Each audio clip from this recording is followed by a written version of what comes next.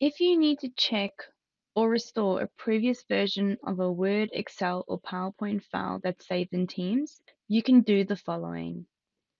First, locate the file in Teams. So here it is here, Newsletter. And then from within the Files tab, we're clicking on Open in SharePoint. If you don't see Open in SharePoint, it may be hidden under the three-dot menu. So Open in SharePoint. From within SharePoint, I will find my document again and right-click and go to Version History. This will show me the different versions of this file. So we can see that we've got 5 different versions here.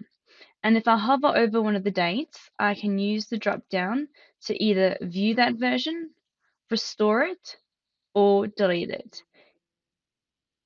If I restore it, it will become version 6 and version 5 will still stay there. We can see that I now have 6 versions. You can also do this from within the app itself. So I'm using the desktop version of Word at the moment. And if I click on the newsletter title at the top, I can see that that's saved in my team. And underneath, I have version history. So I'll click onto that. And this now brings up that same version history panel here. I can click on each one, and that will open up a copy of the file.